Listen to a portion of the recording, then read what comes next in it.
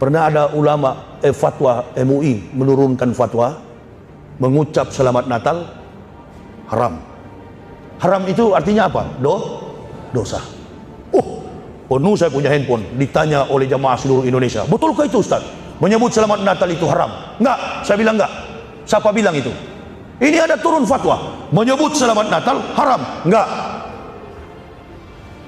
Kok bisa begitu Ustaz? Iya, kalian aja yang haram, saya enggak. Karena saya berdasarkan keterangan pendeta Abineno. Jangan pakai kiai punya keterangan. Menyerang lawan, kalahkan lawan dengan argumen lawan. Wa kulli mujahidin lillah bi ahlil badri ya Allah. Saya di Kristen di Papua sana 16 tahun saya pendeta di sana. Saya nggak pernah kasih salam ke orang Islam. Memang saya keras. Disuruh rapat bersama dalam satu BKSAG, Badan Kerjasama Antar Umat BKSUG, umat beragama. Duduk di tengah situ hanya saya yang nggak mau pakai kopiah, pakai peci. Itu kan peci orang Islam, bukan. Ini nasional. Saking kerasnya saya. Keluarga saya, kok bisa masuk Islam kau? Bisa mengucapkan 2 kalimat syahadat. Dari mana saya tahu? Bukan di Indonesia saya tahu Islam. Kalau saya tidak berangkat ke negeri di mana Isa dilahirkan, saya nggak tahu Islam itu betul. Kenapa? Karena sudah budaya kita di Indonesia ini menyamakan agama. Di belakang-belakang baru kita ngomong Islam itu domba sesat. Di belakang-belakang juga orang Islam ngomong Kristen itu kafir. Kenapa tidak dengan dakwah begini? Begitu kan? Lebih baik. Dan itu nggak bisa dipidana. Kristen juga jangan lapor ke polisi, lapor ke Tuhan. Assalamualaikum Tuhan. Kalau kurang jelas alamatnya kan mesti ada kode pos. Assalamualaikum Yesus. Ini Yahya kurang ajar betul, coba dihukum dia. Dia akan keliling Indonesia pakai mobil, gulingkan mobilnya. Sampai hari ini belum terguling saya. Hidayah yang kami terima, yang kami dapati beda dengan ibu bapak.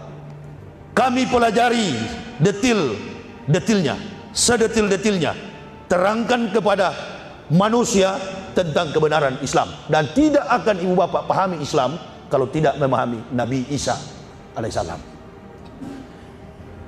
Nabi Muhammad ini tidak ada nabi yang mengangkat beliau akan datang sebagai nabi.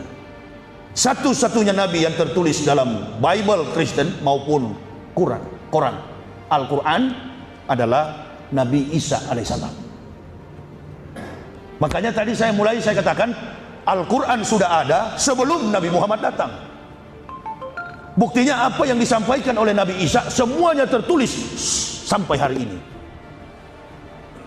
Nabi Isa baru umur 8 hari pada waktu itu, habis disunat. Usai disunat, dibaringkan di tikar sembahyang sajadah. Datang kelompok Yahudi ingin mengeksekusi ibunya karena dianggap telah menodai kesucian budaya adat istiadat agama Yahudi, Yudaisme. Maka dipanggillah Maryam itu, diinterogasi, siapa ayah dari anak ini? Maryam katakan, tidak ada ayahnya. Wallahi, setelah mengikuti rangkaian ritual orang Yahudi, yang pertama mereka datang, Isa mulai berkata dalam surat Maryam ibunya, qala inni abdullahi ataniyal kitab wa ja'alani nabiyah wa ja'alani mubarakan aina ma kuntu awsani bisolati wa zakati madumtu hayah. Isa katakan, saya ini hamba Allah, ataniyal kitab, Allah memberi aku kitab, wa ja'alani nabiyah, dan mengutus aku sebagai nabi, wa ja'alani mubarakan aina ma kuntu awsani bisolati wa zakati madumtu hayah. Nah, sekarang saya mau tanya kepada ibu bapak, saya mau tes mana yang mu'alaf ini. Nah, di ayat ini akan terlihat mana yang mu'alaf. Waktu Nabi Isa bilang begitu, Nabi Muhammad sudah lahir atau belum? Belum. Pastikan dulu, belum. Sudah atau belum? Al-Quran sudah ada atau belum? Sudah. Buktinya sampai sekarang masih ada.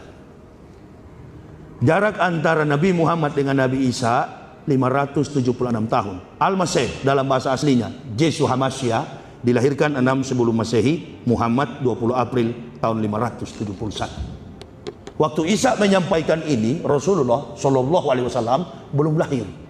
Kakeknya pun Abdullah Muthalib belum lahir. Bayangkan, janji yang 576 tahun terbukti kemudian. Ini memang betul-betul keluar dari mulut Nabi. Jadi walaupun ratusan tahun terbukti. Ini kita beberapa bulan sembako murah, pengangguran digaji. Saya kan pengangguran, belum digaji juga saya sampai hari ini. Itu janji Pak Jokowi, beda dengan janji Nabi. Mudah-mudahanlah beliau realisasikan pengangguran digaji ya. Amin. Nah, tunggu saja, ayam kencing baru ada itu. Iyalah, sudah terbukti kok di mana-mana. Tapi baguslah ada tol, saya jadi mudah ke sini. Itu aja keunggulan Pak Jokowi. Harus dipuji juga, itu kan baik. Jangan juga pura-pura nggak tahu. Bagus, yang bagus kita puji. Yang adu domba itu janganlah dipuji. Ya. Belum datang Nabi Muhammad, Isa sudah mengatakan. Ada ayat di situ menerangkan, Ausoni bisolati wajakati madum tuhaya. Allah memerintahkan aku mendirikan solat, membayar zakat, madum tuhaya, sepanjang umur hidupku. Nah, solat sudah ada atau belum? Sudah. Makanya bukan Muhammad yang bawa Islam. Rasulullah Shallallahu Alaihi Wasallam tidak membawa Islam. Al-Quran begitu jelas. Pada hari ini, wahai Muhammad, kami sempurnakan Islam menjadi agamamu. Jadi Rasulullah itu bukan membawa Islam. Islam ritual, syar'i hukumnya sudah ada, tapi belum sempurna. Datang Nabi Muhammad disempurnakan. Termasuk sholat dilaksanakan oleh Isa dan ibunya 2 waktu, di zaman Nabi Muhammad 5 waktu disempurnakan. Nah sekarang pertanyaannya, kalau Isa sholat dan membayar zakat, dia mukmin atau kafir? Dia Kristen atau Islam? Lalu kenapa ibu bapak selama ini beratus-ratus tahun Zakir Naik pun yang kaliber begitu masih menganggap Isa itu Yesus? Ibu bapak sampai sekarang masih membekas di kepala itu. Pokoknya kalau namanya Isa pasti Kristen. Betul kan? Akui saja, nggak usah malu-malu. Supaya terlihat mana yang mualaf, yang betul-betul mualaf malam ini. Masih membekas di kepala. Makanya biar sudah ulama, kadangkala pandang enteng dengan iman Islam. Bicara tentang iman Islam, nggak usah jauh-jauh, di tembok di bangunan masjid ini saja, Baitul Haq, temboknya ini kuat kokoh, tiangnya apalagi kokoh kelihatan. Kalau kita robohkan masjid ini, mana lebih lama? Kita robohkan dinding dan temboknya, atau kita gali tiang rajanya, pondasinya? Mana lebih cepat? Pukul dindingnya, tiangnya, ataupun pondasinya kita gali? Kalau pukul tiang dan temboknya, lama masjid ini roboh. Tapi kalau kita hantam segi 4 bangunan ini, mulai dari pondasi ujung ke ujung 4 letter-letter, dia mulai berputar dari 4 sudut. Kita bongkar bangunan ini dari pondasinya, roboh dalam hitungan jam. Jadi selama ini mohon maaf, bangunan pondasi keislaman kita memang sudah salah dibangun di atas pondasinya. Makanya ada peluang bagi orang-orang kafir untuk memurtadkan umat Islam. Selalu menghubungkan antara Isa dengan Yesus, Yesus dengan Isa. Dan ibu bapak percaya itu. Ini persoalannya. Sedangkan fakta tentang kelahiran Isa yang sekarang dirayakan orang Kristen hari ini, bukan saya yang ngomong. Profesor Dr. Abineno, teolog Kristen terkemuka di dunia. Siapa orang Kristen, pendeta Kristen nggak kenal pendeta Abineno? Dosen terkemuka tentang mata kuliah dogmatika.